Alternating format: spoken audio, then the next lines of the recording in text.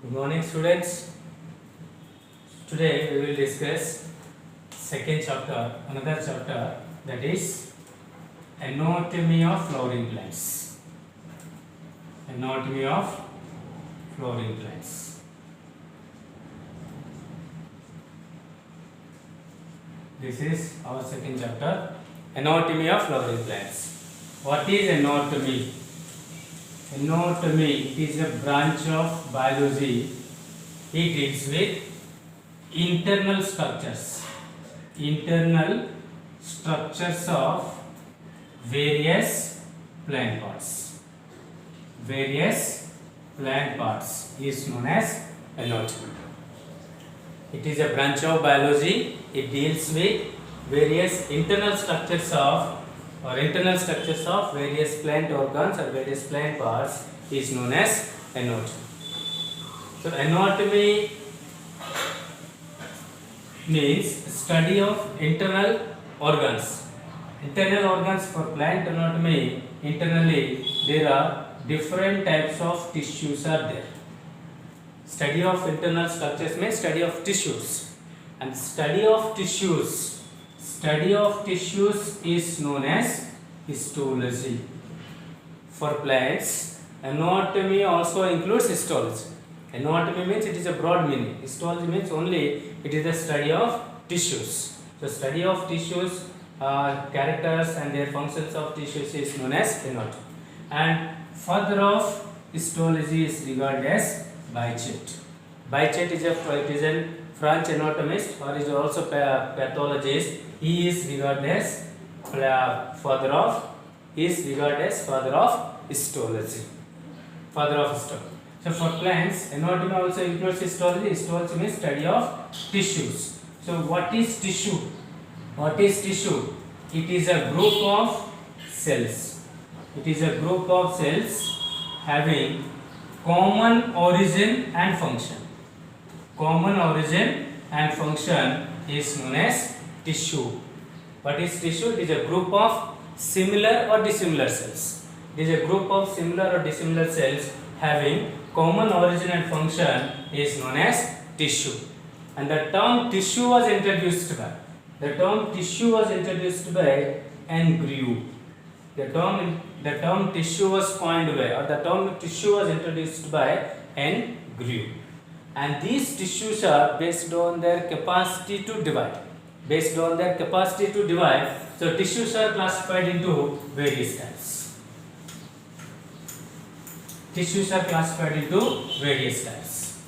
So this is the classification table of tissues. So based on capacity to division, plant tissues are broadly classified into two types: meristematic tissues and permanent tissues. Meristematic tissues and permanent tissues. So meristematic tissues are again divided into based on origin and based on location. They are further classified into various types. Based on origin, they are again two types: primary and secondary. Primary tissues and secondary tissues. Based on location, they are again divided into three types: apical meristematic tissues, intercalary meristematic tissues, and lateral meristematic tissues. Next, permanent tissues. Permanent tissues further classified into again two types: simple permanent, complex permanent tissues. So meristematic tissues, they are able to divide. All these tissues are able to divide, and permanent tissues they are not divide. They lost the capacity to divide. They are again different types. Simple tissues again three different types.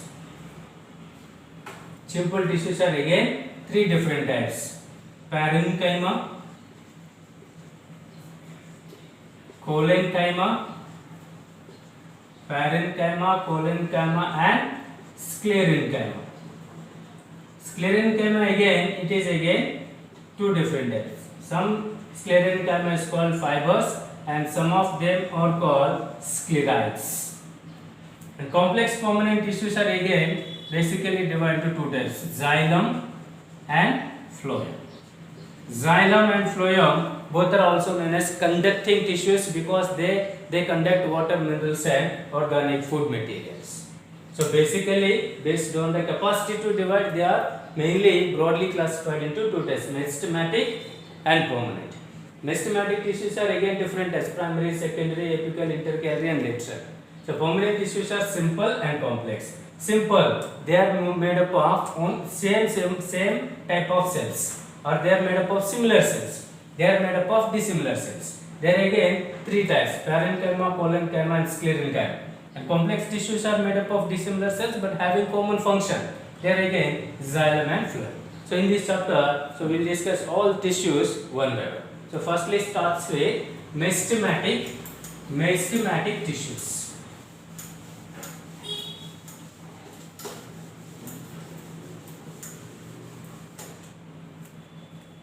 Meristematic tissues.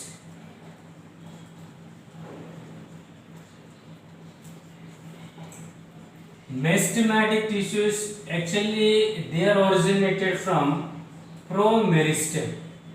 It is a mother cell of meristematic tissues. Meristematic tissues usually they originated from embryonic stage of the plant body. So embryo is the first stage of plant body. So entire embryo is made up of meristematic tissue. That's why the entire embryo has the capacity to divide. And meristematic tissue means it is a group of cells rapidly divide. Group of cells which rapidly divide to form new cells, they are called meristematic tissues. Meristematic tissues always undergo cell division to produce large number of new cells. And the meristematic tissues restricted at certain regions. They are not present in whole plant body. They are restricted to certain plant parts. The regions where meristematic tissues are located, they are called meristems. The regions where meristematic tissues are restricted is known as meristems. And the term meristem was introduced by K. Nageli. Now we will discuss about some characteristics of meristematic tissues. So it is a group of cells. So these are some group of cells.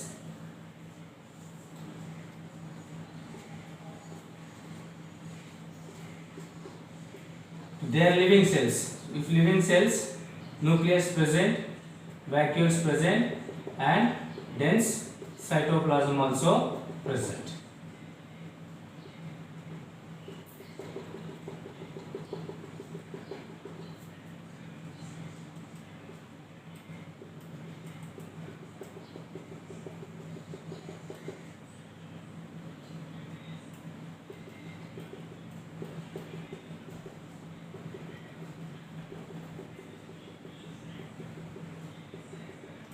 These are the meristematic cells. Some important characters of, now we should understand some important characters of meristematic tissues. Meristematic tissues they are young and immature. They are young and immature cells. And all these cells, they are very young cells and immature cells. Immature cells means they are under developing state. They are not fully developed. Here all the cells are tightly arranged. All the cells are tightly arranged without having any gap between these cells. And the gaps between the cells, that is called intercellular spaces. Here in meristematic tissue, intercellular spaces are absent. Intercellular spaces are absent. And it is plant cell. And the basic difference between plant and animal cells, that is plant cell having cell wall and cell wall absent in case of animal cells. In plant cells, here in meristematic cells, the cell wall is made up of cellulose, basically cellulose, and some of the pecto substances are also present. The ingredients present on cell wall, they are called microfibrils. In meristematic cells, the cell wall is made up of cellulose and other pectose substances. And they are living cells. If living cells, the cells have large nucleus. Meristematic cells have large nucleus, and they also contain large vacuoles present, and also present dense cytoplasm. So cytoplasm is the site for metabolic reactions. So this cytoplasm provides medium. So usually the water acts as medium, and this water is the site for sum total of chemical reactions, that is nothing but metabolic reactions. And here mitochondria is the site for respiration. So mitochondria is usually absent. And endoplasmic reticulum, so these are all cell organelles. Endoplasmic reticulum is simple type of endoplasmic reticulum is present, and metabolically they are very active. Metabolically these tissues or these cells are very active. And plastids, chloroplasts are absent. Instead proplastids are present. Proplastids, plasmic chloroplast, chromoplast, aleuroplast, they are some of the proplastids, and best one is chloroplast. Chloroplast helps in photosynthesis. Here, so matured chloroplasts are absent, but proplastids are absent. Proplastids means plastids are under developing state. And what is the main character? They always divide. Wherever they located. They always divide to form new cells. So these are some important characteristics of meristematic tissues. And meristematic tissues are divided into different types based on origin and based on location. Based on origin and based on location, they are classified into various types. Firstly, based on origin. Based on origin, they are mainly classified into two types: primary meristematic and secondary meristematic tissues. First one is primary meristematic tissues. Primary meristematic tissues, usually these meristematic tissues are originated from meristem of embryo. They are originated from meristem of embryo, or they are originated from promeristem. That means primary meristems or meristematic tissues are originated from the early stage of the plant growth, and they retain throughout the life.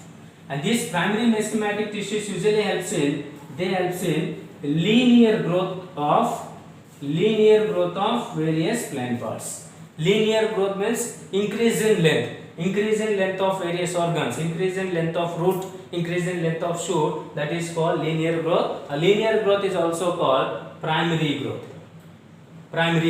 So for examples, apical meristematic tissues and intercalary meristematic tissues.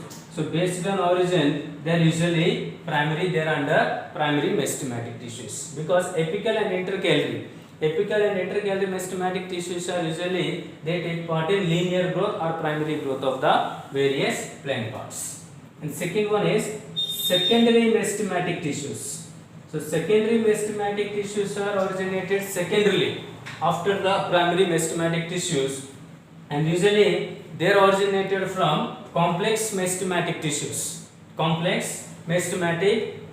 or they are originated from permanent meristematic tissues, and they disappear before the lifespan of plant bud. And secondary meristematic tissues are usually, they helps in secondary growth of various plant parts.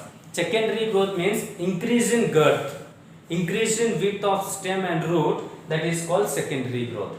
Linear growth means increase in length. Secondary growth means increase in girth. So if all these meristematic tissues, apical, intercalary meristematic tissues are primary. Primary meristematic tissues helps in linear growth, and secondary meristematic tissues, they helps in secondary. So all lateral meristematic tissues. So majority of lateral meristems are under secondary meristematic tissues. So based on origin, meristematic tissues are two types, primary and secondary. Next, based on location. Based on location, there again, based on location, meristematic tissues are again classified into three types. If you observe, if you feel this is the tip of the root or tip of the shoot.